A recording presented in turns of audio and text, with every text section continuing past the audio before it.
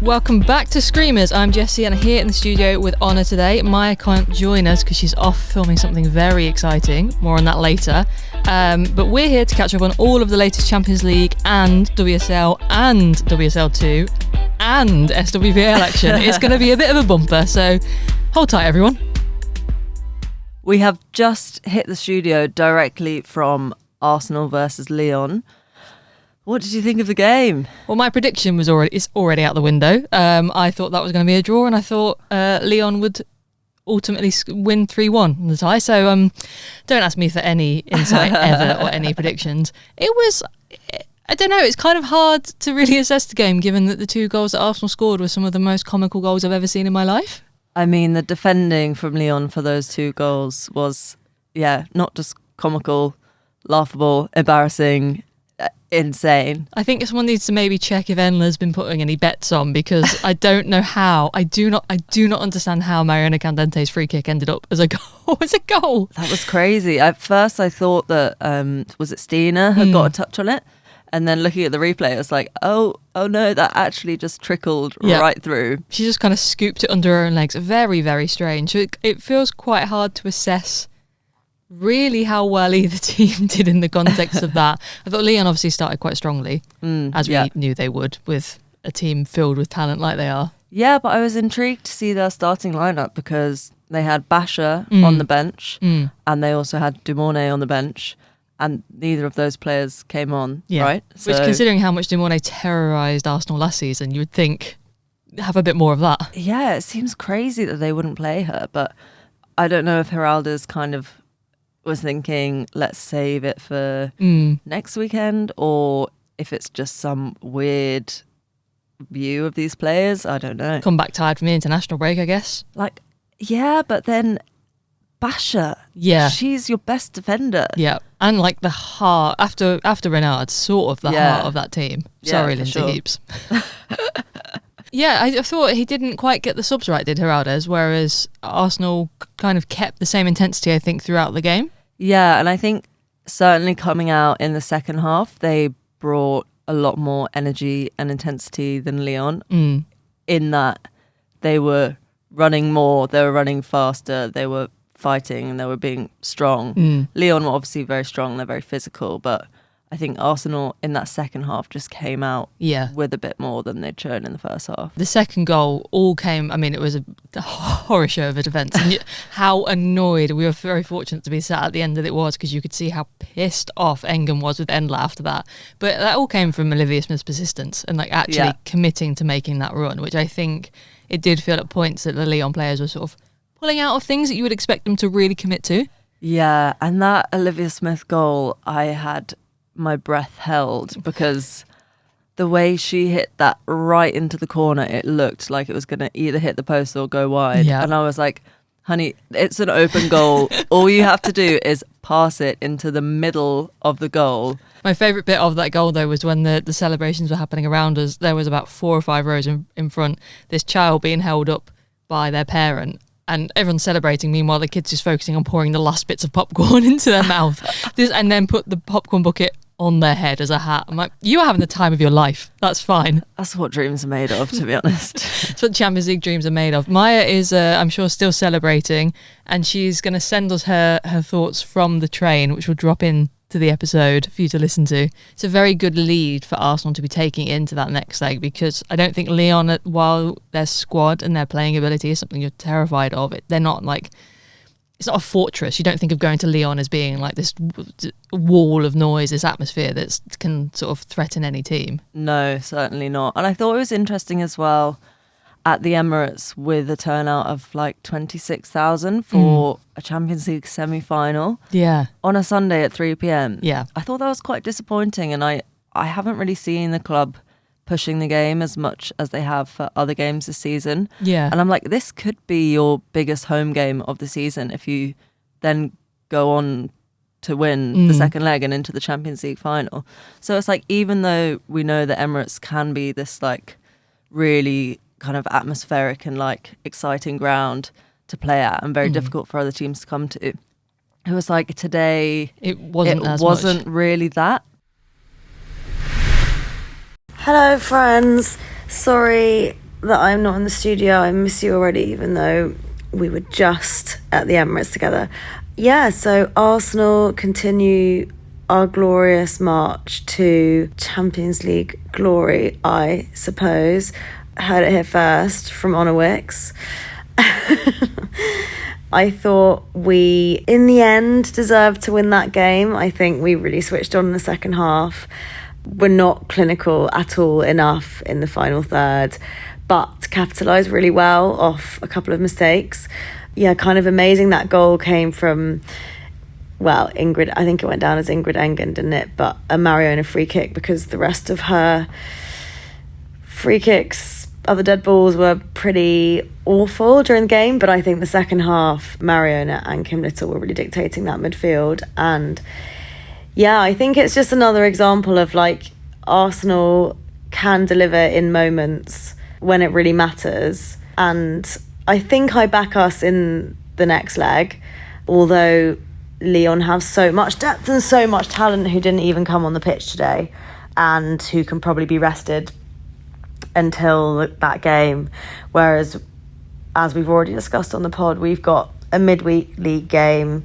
We have Chloe Kelly and Steph Catley out with injury, although, yeah, maybe they'll be back. Leah Williamson's not fully fit, although it was great to have her back today. I also thought Lotta put in a brilliant shift too. So I'm feeling positive, I think. I think it was a slow start, which seems to be our story quite often. But it just seemed like Lyon started to fall apart, really, in the second half once we really switched on. So I guess it's just down to the fatigue, like whether that's going to get to our squad or not. I think the more interesting second leg semi-final will actually be between Bayern and Barcelona, who finished the first leg 1-1. Crazy. I mean, when Barcelona scored fairly early on, I was like, here we go. Floodgates are opening. Yep. But no, Bayern did some very good defending. They've got something going on this season. Yeah. They're prepared to fight. It was a really fun game to watch as a neutral because you had all of the sort of the beautiful silky play from Barcelona and some, I mean, the ball through to Esme Brooks for the Payol goal was absolutely stunning. But Bayern were defending, and also some of the counterattacks they were hitting, like they were just playing really, really well. It was just really fun to watch, like two proper titans go up against each other. Yeah, and such different styles of football as well. Yeah, and Franziska Kett just really went through a journey in this match, where it was sort of so instrumental in so much of the good play that Bayern were doing, and then scored to equalise, and then thought, hey, you know what I'm going to do? I'm going to pull Salma Paraluelo's hair and just get myself sent off. Why? It really is the hero to villain arc. But it's interesting because obviously we've had hair pulls this season, and there was the McCabe hair pull on Alyssa Thompson in the Chelsea-Arsenal quarterfinal, which didn't get as far, well, I don't know if it got checked and cleared, but that didn't get pulled up by VAR. Yeah, it's just a bit weird because it's the same thing of like, obviously players are going for shirts, which they shouldn't, but like that's a yellow card offence. Yeah, it's kind of hard because you can't like legislate for intention, because obviously some of these hair pulls are way more aggressive than the others. Yeah. But I feel like there's no way, you kind of have to just have a blanket thing. And I will say, Kett's one there was like a grip and a tug down. I was like, that looks like quite a deliberate one to do. But it does make me laugh. You're right, this defence that a lot of coaches are coming up with, like, well, they were trying to grab the shirt. It's like, that's also not okay. Sorry, you can't excuse a worse foul from another, like with another foul. That's just not how football works. I think Kett has left Bayern in a very difficult spot now for the second leg, because she didn't just score the equaliser, she sort of started that move, was really, really strong presence on the pitch, and now they have to go to Barcelona to try and win the second leg. Barcelona are going to throw absolutely everything at winning this at home to go through the final. Yeah, and you can imagine that they are going to bring a crowd as well. Yeah. So that's going to be another thing. What might be slightly ominous, though, for Barcelona is that Payol, with that goal, has now drawn level with Alessia Russo at the top of the Golden Boot race for the Champions League. And as we know, if you win the Golden Boot, your team loses in the final. So one of you two needs to stop scoring goals, I think. And let's not forget that in our season preview, I predicted that Arsenal would win the Champions League again. And not even Maya hoped for that. And it's still on. It's, yeah. We'll check in again next week, but might have come tumbling down by then, but for 7 more days, it's still on. And what else might be on for Arsenal is, inexplicably, a WSL win. Or was it just before the international break when the commentators were trying so hard to make it seem like there was still a title race and everyone was like, yeah, sure, whatever. And now it's like, oh, there is technically still an outside chance that Man City might not win the WSL. I think it's just like, it's so strange and unusual for Arsenal to have ended up now with 3 games in hand. And if they win all of them, and if they win all of their remaining games, essentially, if City drop points, I think their goal difference is good enough to hang on to it. But if City lose a game again, and Arsenal don't, which again, there's plenty of chances for Arsenal to slip up with 5 games, but yes, on paper, it's possible. On paper, it's on. The title charge is sort of there to be had. I'm sure you guys have also talked about the massive upset in WSL this weekend with Brighton Man City, kind of reopening the title race, I guess, but the emphasis on the kind of, because we just have so many games in hand that actually none of those points are guaranteed. And as we've talked about again, over and over again, is that our problem is with that consistency, and especially with having so many games now in the next 3 weeks, I'm just not 100% confident that we are going to get all of those points, but maybe it's on to win the double, by which I mean the Champions League back-to-back and the league. Heard it here first. I just cannot believe Man City have allowed it to get to a position where there is still a feasible discussion about them potentially not winning. I mean, watching them play that match yesterday, and sort of got to the dying moments of the game against Brighton, so trying to save that from losing 3-2 was just like, what are we doing here? It was so crazy to watch. I just don't know why they're making it so difficult. And they were leaving themselves so open, which obviously Brighton, not a team you want to leave yourself open against for counterattacks, because they will just come for you, which they did. Yeah, and you have Frank Kirby there in the midfield, ready to play those passes and cut you open. Chelsea also were doing bits. I think they can't now win the title, can they? Shall I do the maths? Chelsea are on 43 points. So their max is 49. Yeah. What are City on now? City are on 49. 49. But they have much better goal difference. Yeah. So basically, Chelsea can't win. Chelsea can't win unless they score 20 goals in the next 2 matches. It's been done. When they talk, who's it? Bristol does that? Like, oh, please stop scoring against us. So whoever Chelsea, I don't know who Chelsea's last 2 games are, but Chelsea could try and overturn. I know. They have Leicester and United. So you think, to be fair, they could overturn that goal difference in those 2 matches. But they got off to a good start against Everton. It did look for a moment like Everton might do a double upset. And then Chelsea just sort of remembered who they are. Yeah, for one of the few times this season. it was like Everton didn't play badly. They were just sort of, there are levels that Chelsea could go to that they just couldn't match. There was a period I think it was in the second half, and it was just this shot, and it was just like all of the Chelsea players on the edge of the box just sort of queuing up to score, and they take a shot and it'll be a clearance, and they take another shot and it bounce off somebody and take another shot, and just let them live, just let them have a moment to breathe. It was another match that proves that we need goal line technology in the WSL, because Sam Kerr scored 2 goals, equaling Frank Kirby's record now for scoring for Chelsea in the WSL. Should have scored 3 because the ball fully went over the line, and Courtney Brosnan just sort of scooped it up and threw it back over and just hoped no one would notice. That is very Courtney Brosnan energy. Yeah, I have to say. I mean, I can't blame her, because if the refs are just not going to be in a position to see, that's what you do. Play to the whistle, as we always say. And then London City Lionesses also had a pretty stomping win, quite Chelsea-like in this performance, I would say. The way they were just like, they went, kind of conceded a goal to Leicester and then just sort of motored through all the gears. I'm like, actually, no, we're not having this. We're just going to rack up the goals now. Leicester are just, it's quite tragic to watch. Yeah, I feel like they just need to focus all of their energy now on preparing for that relegation playoff. They technically can still escape that last spot, because they have a game in hand, which is one of Arsenal's many fixtures. So there is a chance, but just with their form and their performances, you don't see it happening at all.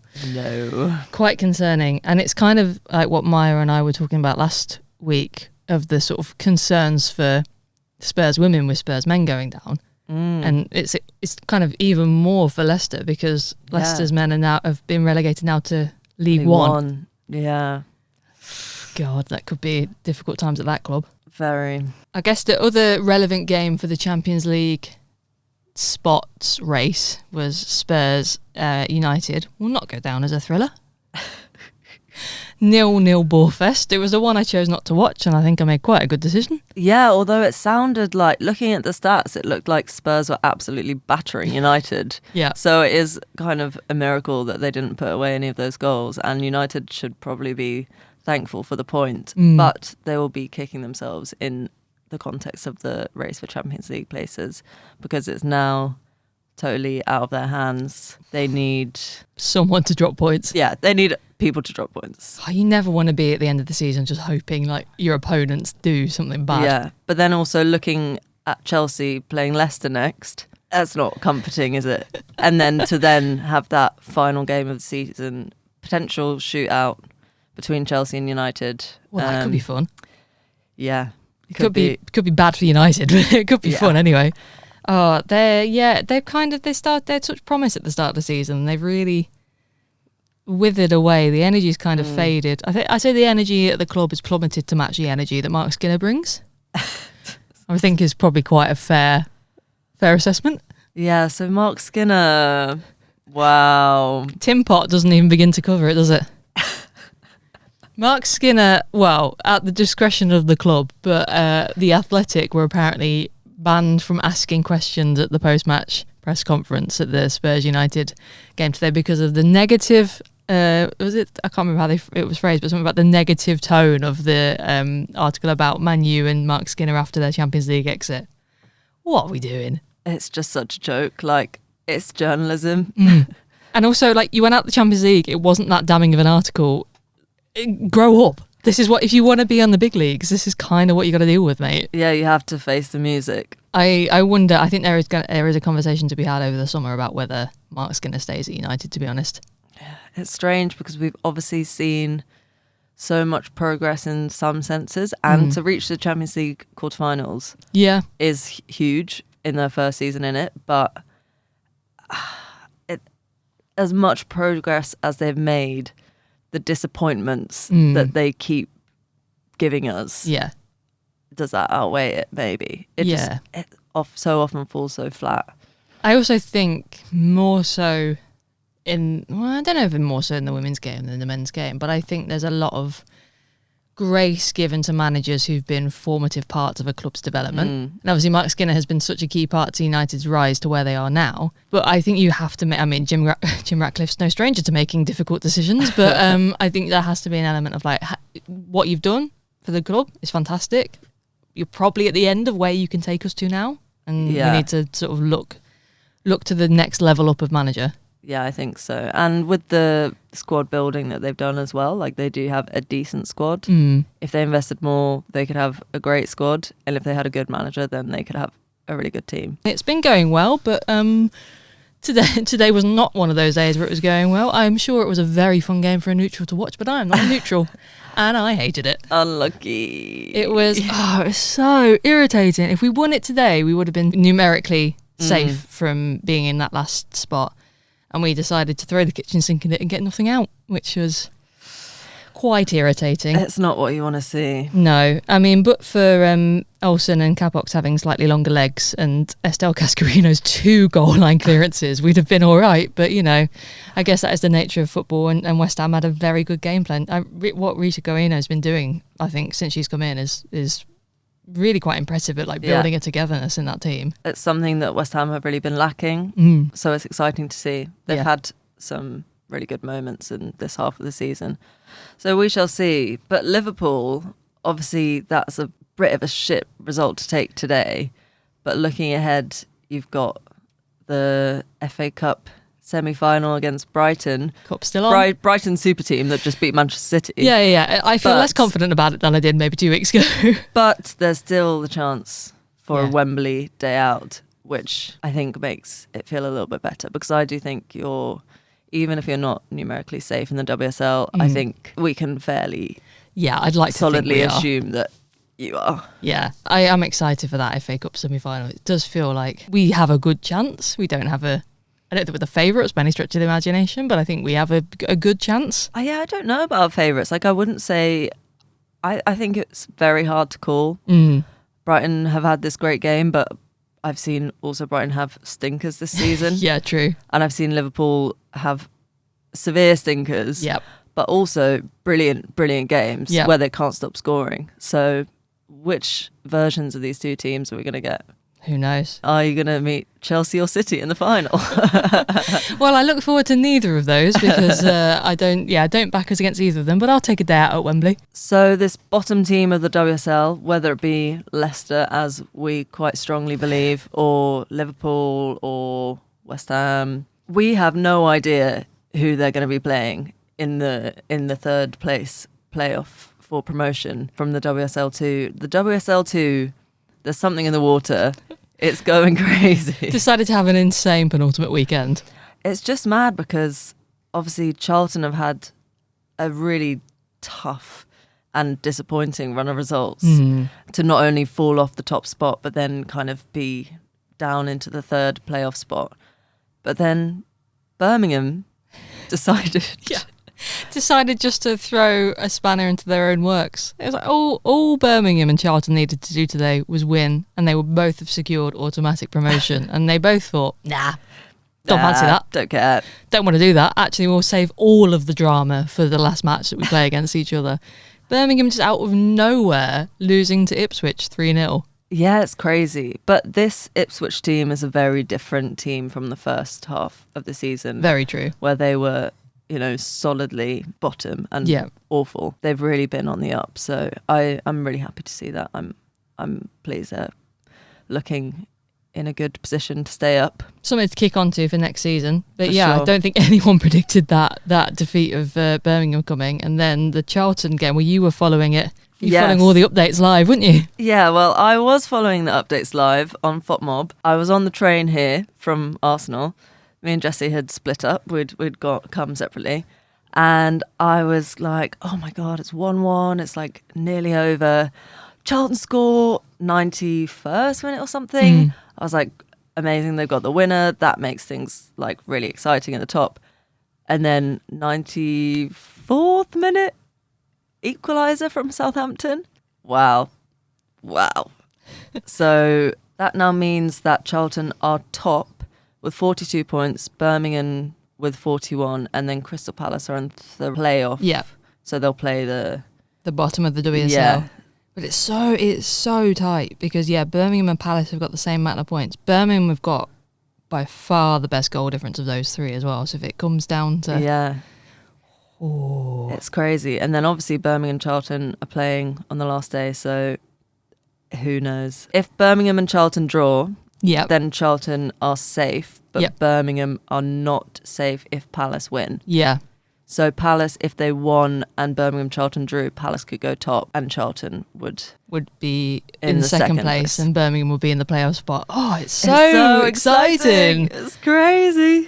Thank you, Championship, for serving up all of this madness. I mean, and also it's all kicking off on the SWPL as well. Oh my God, it really is. Hearts. Who put out of nowhere? Well, actually, if we look back to our SWPL episode with Matt from How's Your Touch, we definitely talked about Hearts looking like they were obviously improving a lot last season and looking like they could be kind of a quiet threat this season. But I just don't think anyone would have predicted it to be this soon. I was like, dark horse pushing for top spots, but maybe not. I mean, they've now 4 matches left and they've got a 2-point gap at the top. Beat Glasgow City just before the international break. I think that's the first time they've ever beaten Glasgow City in the SWPL. Wow. And then they've just held on to beat Rangers as well. Like, it's looking like it could be a very exciting end of the season there as well. And obviously Eva Olid has just done such an amazing job there. She has such an interesting story as well, the way she ended up managing in Scotland, because she was friends with one of the other managers who was like, oh, you should come over and work in Scotland. And she was like, sure, accepted the job. And then kind of a couple of years later, her contract is ending and she's like, no, I'm done now. And she may be about to win the league. What a way to go out, though. Yeah, respect. And she is such a hun. So, love, iconic, glamorous, hunalicious queen. We'll put that, if Hearts do win, that can be on the official post. We'll stay tuned in on how that title race goes as well, because it's all fun and games. One shout out before we move on, though, to Donny Bells, like a stalwart of women's football, been in and about, so many people have come through the doors of Doncaster Bells, and they have, as of today, been officially relegated from the Women's National League, which is quite sad to see, sort of that falling out. It's not too long ago that they were still competing in the top leagues, and then to have that sort of tumble down the pyramid. It's pretty gutting. Shows how much, how sort of chaotic things can still be in the world of women's football, I guess, and how much there isn't that same safety net that we see. Yeah, and I think also that the growing influence of the money of the men's side as well. So with the growing investment from men's teams into their women's teams, we're then seeing, teams like Doncaster or certain teams in the WSL2 like struggling and dropping kind of off the face of the earth a bit. It's that time again where we pick our screamers of the week, the very best goals in our eyes from across the world of women's football. We've had one sent in from Maya, and she has chosen Mamiki's goal for Everton against Chelsea. The audacity of that goal. What a banger that was. Just saw Hannah Hampton straying off a line and thought, I'm having you. I love it. It's the tenacity of some of these Japanese players. I love the creativity and freedom that they bring. And Mamiki is definitely one of those players as well. Well, it wasn't quite a lob, but she made Hannah Hampton look a bit silly there. What a goal that was. Jessie, who are you going for? Honourable mention from the NWSL, Lauren Milliot for racing Louisville against Orlando Pride. Just smashes it from the outside of the box and it goes in off the underside of the crossbar, which I always love when they do that. Top so bins satisfying. No one closed her down, which if you were an Orlando Pride fan, you would be losing your head at. But it was delightful. But no, I'm going to go for Kit Graham's Thunderbolt for Ipswich against Birmingham today. Just an absolute rocket. It picks the ball up about 40 yards out, drives up unchallenged up to the edge of the box. So, defending has died a little bit this week with some of these, with some of the complete lack of pressure on any of these goal scorers, but just unleashes this absolute powerhouse of a shot. Stunner. Another banger. What are you going for, Anna? First of all, you have reminded me that we definitely need to do an NWSL check-in soon. We do. Because it's still pretty early days in the season, like 6 games in, but I love how that league just looks so different year on year, and with the new teams as well. There's some interesting stuff to dig into, so we're gonna have to check in there. I am also looking to the WSL too. Beth Lumsden's strike for Newcastle. I'm not doing myself any favours here, but kind of similar to the Kit Graham goal, but just less of a rocket. So similar kind of strike, just not as good, but still a great goal. You versus a screamer you could have been. Yeah. It was still a pretty bloody good goal. And Beth Lumsden, I think, has had a few of those this season as well. She's definitely come up in conversation with our screamers of the week. So props to her. Yeah, props to her. We'll put the clips of those goals up on our Instagram stories for you to take a look at if you've not seen them already. And then you can vote on Spotify and on Instagram for your screamer of the week. The time has come to check in on the Woso Community Noticeboard, where we bring news from around the world of women's footy. I'm going to start off with a really sad and gutting one, to be honest. This week, Paula Tomas has announced her retirement from professional football after a lot of struggles with an injury to her knee. She has been such a great player and character at Aston Villa since moving over, and I think she's so quality. I think she's a brilliant player, and it's heartbreaking to see someone so young forced into retirement through injury. Only 24. To have to make that call, it's so gutting. It's so gutting. And Villa did that lovely video of all of the players sending her messages, and you just see how well loved she was around the team as well. She's such a huge personality. All of the clips that they're putting up of her, and I think you sense it anyway, it's like she is constantly dancing and singing and laughing and joking around and rolling around and doing like silly things, and she's just like such a light, and it's just such a shit thing to have to decide at such a young age. I mean, credit to her for making that call, because It's very brave. It's so brave, and we've seen players like fight to come back and never hitting like at all near to where they were before their injuries, and it's just, you can't imagine, can you, like breaking through, making it and becoming a professional football player when so many people don't make it, and then having to retire after a comparatively short career. I mean, I hope she has some time away and just sort of resets, but like can find a way to be back involved in football in some way if she wants to, obviously. But yeah, but just to do whatever she wants. Yeah, but She's young. Yeah, she's so young. She can do so many things. It's just a shame that she won't get to have the career that I think we all thought she might. That it was going to be sort of an established force for at least for Villa for a while. Yeah, and potentially Spain as well. She's not at Barcelona, but there's no reason why she couldn't properly break into that Spain team with the quality she has, with more experience. Yeah, they do occasionally allow a non-Barcelona player in, I've heard. I guess we should shout out maybe the reason why Maya's not in the studio. Yeah, so she is in a mystery England location somewhere in the country, filming for the next episode of WSL Unlocked. So exciting. It's so cool. And it's, you know, a little bit of a Screamers Counterpress crossover, because Becky from Counterpress is also on the team. But yeah, it's the first episode is out. It was with London City Lionesses, hosted by Jen Beattie, Super Jenny Beattie. Love.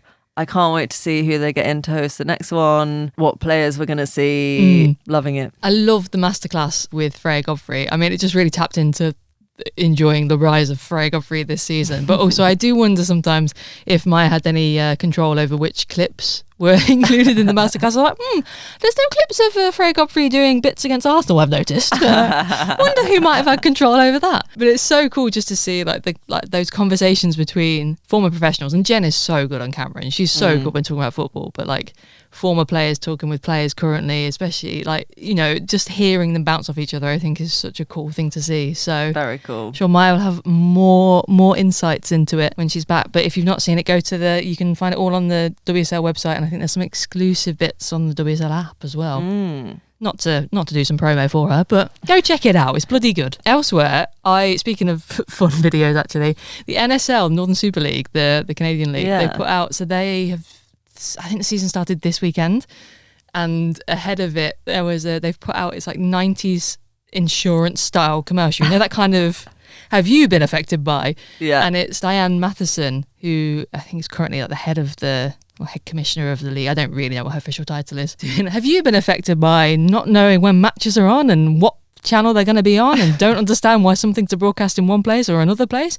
Can't be bothered to check the listings? We've set up a hotline for you. And it's this whole, like, it's shot like one of those really silly 90s adverts, and they've set up, apparently it is a real number you can ring. It's a Canadian number, so I don't know if I'm going to get charged astronomical amounts of money to call it, but apparently you can call it, and it is an actual functioning hotline. So if anyone who listens to Screamers is based in Canada, please go and find the video and call the number and let us know what you hear. Side note, I was watching some of the highlights from the first weekend of fixtures, and I know it's so stereotypical, but I loved seeing one of the games just snowflakes flapping all over the camera during the highlights. I'm like, yes, Canadian football. Something else that made me laugh, although it was very serious and kind of lovely and heartfelt, was Renee Slager's press conference ahead of the Lyon game, which she did with Stina Blackstenius.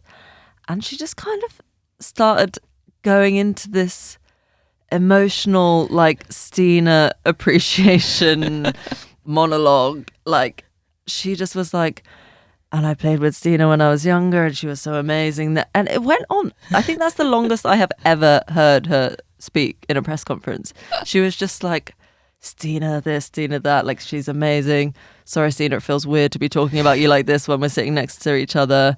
Actually, Stina, let's get coffee after this and relive our memories from when we played in Sweden together. And I was like, this is so un-Slagers, but like I was just obsessed with it. It's so, also of all the players to do it with, Stina, who hates being in the spotlight, if anything, was probably there like, kill me now, don't want this. So funny. I also really enjoyed, speaking of Stina, her new contract news came out, in the last week, and then about 2 days before that she'd done an article and said, yeah, I don't know what's going to happen with the contract. It's like, what are you doing? This is silly. Brilliant. Very funny. Speaking of new contracts, or potential new contracts. The rumour mill is working hard. News is flying around. We're already into silly transfer season rumours, and it's only silly season. Not even May. It's still spring and the bunnies are hopping from field to field. I wonder where you're going. It's like, oh, yep, no, I know where you're going with that. Yeah, Chelsea have reportedly offered a £1 million contract to Bunny Shaw. Contract. Yeah. £1 million contract.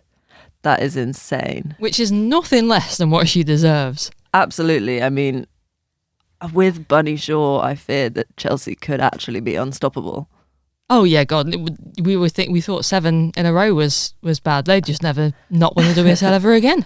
Yeah, it's so interesting because she seems to really love City and be so well integrated into like Man City life and culture and just loving it. But when the news was kind of rumbling around that she hadn't signed a new deal with them, it was like, okay. And then more news that Chelsea were interested, and then this news of the £1 million contract. It's like, you can love where you are, but if an elite team like Chelsea offer you a £1 million contract, how do you say no to that?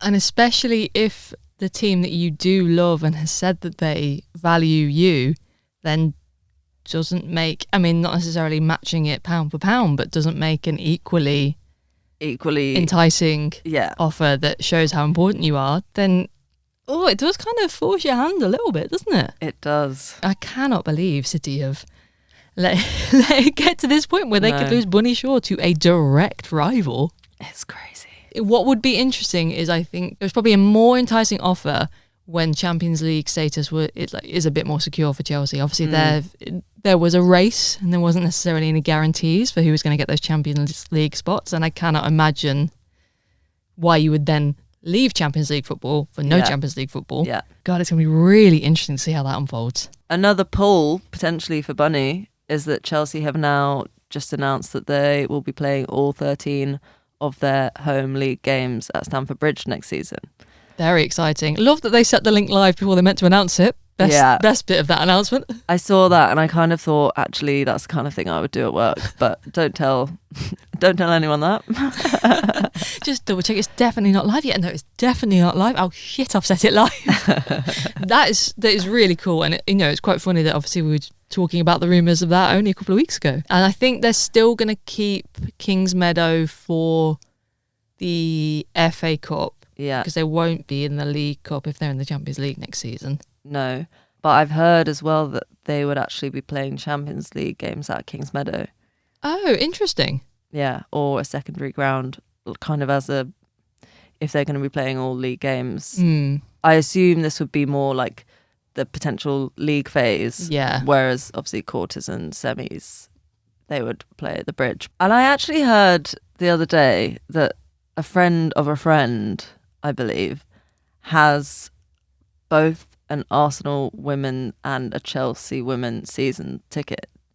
So the Charsenals do exist.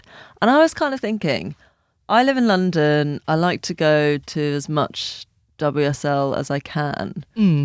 It's probably not a bad deal, especially now at Stamford Bridge. It's not a bad deal you could just go to whichever team is at home that weekend, or you pick the most exciting one, or with those teams there's probably going to be some Saturday games. So yeah, you do realise it's not April Fool's Day anymore. You can't be throwing things around like this. Maybe I could be a Charsenal. Oh God, it's catching. It'll be very interesting to see how they progress with attendances, because I think Stamford Bridge is more enticing to a lot of fans to go to rather than Kingsmeadow. Yeah, and there's a lot of debate around like, oh, Kingsmeadow doesn't even sell out. How are we going to sell out Stamford Bridge every other week? But it's like, I just think on paper people want to go to Stamford Bridge more than Kingsmeadow. And also it's a big deal for players as well, because wasn't this move sort of kick-started by the players wanting to play at Stamford Bridge, and it's a draw for players that you want to sign to play at one of, Stamford Bridge is one of the most well-known grounds in football.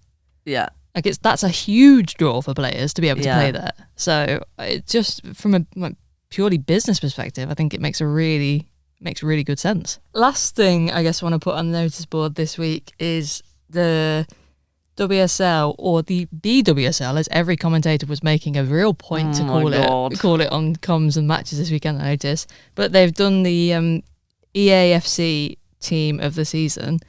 Full disclosure, I don't play EAFC, so I don't know what goes into deciding what the team of the season is, but I have some thoughts, and I'm sure you will too. So their team of the season, Hannah Hampton. Sure. Fine. Kirsten Kasparov, Toka Koga, Maya Letitia and Katie McCabe. Fine. I think a bit weird. Like, maybe McCabe slightly snuck in there. One sneak. Yui Hasegawa, Viviana Miedema, Mariana Caldente, Jess Park, Alyssa Thompson and Bunny Shaw. How are you doing a team of the season without Kirsty Hansen in after this season? It's just crazy, like the numbers that she's putting up, like so against all odds. Yeah. This is why I'm going to assume it's some kind of weird game metric that I don't understand and is none of my business, because I just think a team of the season with no Kirsty Hansen and no Olivia Holt is not a team of the season. It's just crazy that she's so clinical that like almost every chance she gets, she scores. Yeah. Compared to other players who are scoring a similar amount to her, maybe, who have like tons and tons of chances and miss loads. Yeah. She just puts every single one away. Yeah. She is ruthlessly clinical. And I feel like I'm being slightly gaslit by Mariana Caldente. Is fantastic, but she did have a patch this season where she was just kind of not great at all. I thought she was crap today. I was going to sugarcoat it, but fine. I think she's obviously a brilliant player and she was like instrumental in Arsenal's success last season. This season, she just hasn't played at her best. Yeah. And that's fine. Obviously, she's still amazing. But the people doing these team of seasons, it's like, are you watching? We will have our own teams of the season when we do a sort of wrap up of the season after it all comes to a close. But I just thought that was quite an interesting. They did have 3 breakthrough players of Olivia Holt, Freya Godfrey and Alba Fugino. Yeah. I would again say, where is Viola Berman? Are they allergic to defenders? Yeah, I mean, all goalkeepers. I think you could argue that Nadosi's had a great season at Brighton as well. Nadosi's been incredible. That is all for Screamers this week, but come back next week when we have got the WSL and the second legs of the Champions League semi-finals to go through. But until then, follow us on Instagram, TikTok and YouTube at Screamers_pod, or drop us an email. And please follow, rate and review us wherever you're listening right now so we can reach even more women's football fans. Adios. Bye.